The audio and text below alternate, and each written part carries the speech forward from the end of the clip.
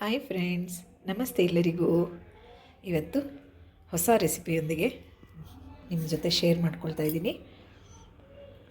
ನೋಡಿ, ಮಹಾರಾಷ್ಟ್ರೀಯನ್ ಸ್ಟೈಲಲ್ಲಿ ಬರೀ ಸಬ್ಸಿಗೆ ಸೊಪ್ಪನ್ನು ಹಾಕಿ ಒಂದು ಪಲ್ಯ ಮಾಡೋದು ಹೇಗೆ ಅಂತ ನೋಡೋಣ. ತುಂಬ ಟೇಸ್ಟಿಯಾಗಿರುತ್ತೆ ಫ್ರೆಂಡ್ಸ್.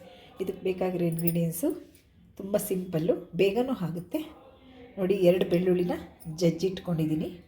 ಹಾಗೆ ಒಂದು 4-5 ಹಸಿಮೆಣಸಿನ್ಕಾಯಿ ಸಣ್ಣಗೆ ಹೆಚ್ಚಿಟ್ಕೊಂಡಿದ್ದೀನಿ. ಒಂದು ಈರುಳ್ಳಿ, ಹೆಸರುಬೇಳೆ ಒಂದು 2 ಸ್ಪೂನಷ್ಟು, ಒಂದು 45 ಮಿನಿಟ್ಸ್ ಅಥವಾ ಹಾಫ್ ಆನ್ ಅವರ್ ನೆನೆಸಿಡಬೇಕು. ನೋಡಿ, ಒಂದು ಕಟ್ಟು ಸೊಪ್ಪು, ಸಬ್ಸಿಗೆ ಸೊಪ್ಪು ಚೆನ್ನಾಗಿ ತೊಳೆದು ನೀರೆಲ್ಲ ಸೋರಕ್ಕೆ ಇಟ್ಬಿಡಬೇಕು. ನೀರಿನ ಅಂಶ ಇರಬಾರ್ದು. ತುಂಬ ಟೇಸ್ಟಿಯಾಗಿರುತ್ತೆ ಮತ್ತು ಬೇಗನೂ ಆಗುತ್ತೆ. ಬನ್ನಿ ಹೇಗೆ ಮಾಡೋದು ಅಂತ ನೋಡೋಣ. ಫಸ್ಟು ಬಾಣಲಿಗೆ ಎಣ್ಣೆ ಹಾಕ್ಕೊಳ್ತಾ ಇದ್ದೀನಿ. ಸ್ವಲ್ಪ ಎಣ್ಣೆ ಮುಂದಾಗ ಹಾಕಿದ್ರೆ ಒಳ್ಳೆ ಟೇಸ್ಟಾಗುತ್ತೆ. ನೋಡಿ, ಎಣ್ಣೆ ಚೆನ್ನಾಗಿ ಕಾಯ್ದಿದೆ. ಈಗ ಬೆಳ್ಳುಳ್ಳಿ ಹಾಕ್ತಾಯಿದ್ದೀನಿ. ಸ್ವಲ್ಪ ಫ್ರೈ ಮಾಡ್ಕೊಳ್ತಾ ಇದ್ದೀನಿ. ಸ್ವಲ್ಪ ಎಣ್ಣೆ ಸ್ವಲ್ಪ ನೀವು ಮಾಮೂಲಿ ಪಲ್ಯಕ್ಕೆ ಹಾಕೋದಕ್ಕಿಂತ ಒಂದು ಸ್ವಲ್ಪ ಮುಂದಾಗ ಹಾಕಿರೋದು 2 ಸ್ಪೂನು. ತುಂಬ ಚೆನ್ನಾಗಿರುತ್ತೆ, ಟೇಸ್ಟಿಯಾಗಿರುತ್ತೆ.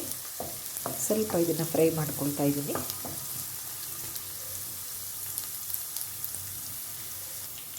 ಮಾಮೂಲಿಗಿಂತ ಸ್ವಲ್ಪ ಜಾಸ್ತಿ ಹಾಕಿ ಎಣ್ಣೆ, 1 ಸ್ಪೂನಷ್ಟು ಸಾಕು. ಮಾಮೂಲಿ ನೀವು ಪಲ್ಯಗಳಿಗೆ ಎಷ್ಟು ಹಾಕ್ತೀರಾ ಅದಕ್ಕಿಂತ 1 ಸ್ಪೂನ್ ಅಥವಾ 2 ಸ್ಪೂನ್ ಜಾಸ್ತಿ ಹಾಕಿ. ಇದಕ್ಕೆ ಸ್ವಲ್ಪ ಎಣ್ಣೆ ಹಾಕಿದ್ರೆ ಟೇಸ್ಟಾಗಿರುತ್ತೆ. ಇಲ್ಲ ನೀವು ಬೇಡ ಅಂದರೆ ತುಪ್ಪ ಹಾಕ್ಕೊಳ್ಳಿ. ಈಗ ಸ್ವಲ್ಪ ಫ್ರೈ ಆಗಿದೆ. ಹಸಿಮೆಣಸಿನ್ಕಾಯಿ ಹಾಕ್ತಾಯಿದ್ದೀನಿ.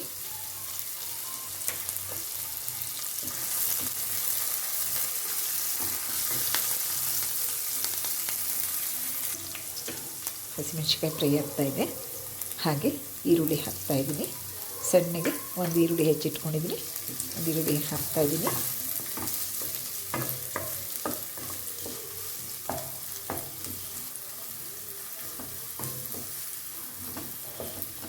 ಸ್ವಲ್ಪ ಫ್ರೈ ಆಗಬೇಕು.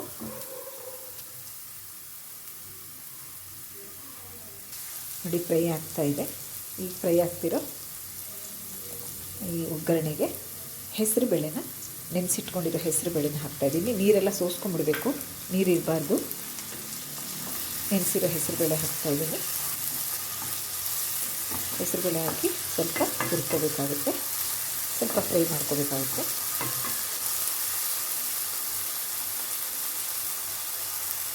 ಈಗ ಇಷ್ಟು ಫ್ರೈ ಆಗಿದೆ. ಈ ಸಬ್ಸಿಗೆ ಸೊಪ್ಪನ್ನ ಸಣ್ಣ ಸಣ್ಣದಾಗಿ ಹೆಚ್ಚಿಟ್ಕೊಂಡಿದ್ದೀನಿ. ಈಗ ಇದಕ್ಕೆ ಹಾಕ್ತಾಯಿದ್ದೀನಿ.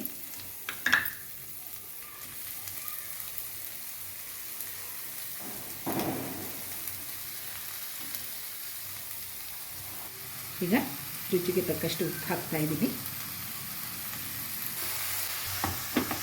ನೋಡಿ, ಈಗ ಎಲ್ಲ ಮಿಕ್ಸ್ ಮಾಡ್ತಾಯಿದ್ದೀನಿ. ನಾವು ನೀರೇನು ಇದಕ್ಕೆ ಹಾಕೋದು ಬೇಕಾಗಿಲ್ಲ. ಇದಕ್ಕೆ ನಾವು ಉಪ್ಪು ಹಾಕಿದ್ದೀವಲ್ಲ ಅದೇ ನೀರು ಬಿಟ್ಕೊಡುತ್ತೆ. ಎಣ್ಣೆನ ಸ್ವಲ್ಪ 1-2 ಸ್ಪೂನ್ ಮುಂದಾಗಿ ಹಾಕಿರೋದ್ರಿಂದ ಚೆನ್ನಾಗಿ ಫ್ರೈ ಆಗುತ್ತೆ. ತುಂಬ ಟೇಸ್ಟಾಗಿರುತ್ತೆ ಫ್ರೆಂಡ್ಸ್. ಒಮ್ಮೆ ಮಾಡಿ ನೋಡಿ. ಇದು ಯಾವುದೇ ಕಾರಣಕ್ಕೂ ಮೇಲೆ ಪ್ಲೇಟ್ ಮುಚ್ಚಬಾರ್ದು, ಯಾಕಂದರೆ ನೀರು ಬಿಟ್ಕೊಂಡ್ಬಿಡುತ್ತೆ ಪ್ಲೇಟ್ ಮುಚ್ಚಿದ್ರೆ. ಹಾಗೆ ಇದನ್ನು ಓಪನ್ ಆಗಿ ನಾವು ಫ್ರೈ ಮಾಡಬೇಕು. ತುಂಬ ಚೆನ್ನಾಗಿರುತ್ತೆ. ನೋಡಿ ಫ್ರೆಂಡ್ಸ್, ರೆಡಿ ಆಯಿತು. ಇದು ಸಬ್ಬಕ್ಕಿ ಸೊಪ್ಪಿನ ಪಲ್ಯ, ಬರೀ ಸಬ್ಬಕ್ಕಿ ಸೊಪ್ಪಿನ ಪಲ್ಯ. ಇದಕ್ಕೆ ಬೇಕಿದ್ರೆ ಒಂದು ಟೊಮೆಟೊನೂ ಆ್ಯಡ್ ಮಾಡ್ಕೋಬೋದು. ಅದು ನಾನು ಹಾಕಿಲ್ಲ ಟೊಮೆಟೊ. ಹಾಗೆ ತಿಂದ್ರೇ ಚೆನ್ನಾಗಿರುತ್ತೆ ಟೊಮೆಟೊ ಹಾಕೋದಕ್ಕಿಂತ. ಇಷ್ಟ ಇದ್ದವರು ಟೊಮೆಟೊನೂ ಆ್ಯಡ್ ಮಾಡ್ಕೋಬೋದು. ಇದಕ್ಕೆ ಚಪಾತಿ ಜೊತೆ, ಜೋಳದ ರೊಟ್ಟಿ ಜೊತೆ ತುಂಬ ಚೆನ್ನಾಗಿರುತ್ತೆ. ಒಂದ್ಸತಿ ಮಾಡಿ ನೋಡಿ ಫ್ರೆಂಡ್ಸ್. ನೋಡಿ, ಸಬ್ಬಕ್ಕಿ ಸೊಪ್ಪಿನ ಪಲ್ಯ ಹಾಗೂ ಚಪಾತಿ ರಾತ್ರಿ ಊಟಕ್ಕಾದರೂ ಆಯಿತು, ಬೆಳಗ್ಗೆ ಟಿಫನ್ಗಾದರೂ ಆಯಿತು. ತುಂಬ ಟೇಸ್ಟಿಯಾಗಿರುತ್ತೆ. ಹಾಗೆ ಸಬ್ಸಿಗೆ ಸೊಪ್ಪು ಈ ಚಳಿಗಾಲದಲ್ಲಿ ತಿನ್ನೋದ್ರಿಂದ ಅದು ಹೀಟು, ಬಾಣಂತಿಯರಿಗೆಲ್ಲ ತುಂಬ ಒಳ್ಳೆಯದು. ಹಾಗೂ ನಾರ್ಮಲಾಗಿ ನಮಗೂ ಯಾರಿಗೆ ಶೀತದ ಬಾಡಿ ಇರುತ್ತೆ ಅವ್ರಿಗೆ ಕೂಡ ತಿಂದರೆ ಭಾಳ ಒಳ್ಳೆಯದು. ಹೀಗೆ ನನ್ನ ಚಾನಲ್ ಸಬ್ಸ್ಕ್ರೈಬ್ ಮಾಡ್ತಾಯಿರಿ, ಸಪೋರ್ಟ್ ಮಾಡ್ತಾಯಿರಿ friends. Thank you so much. Thank you.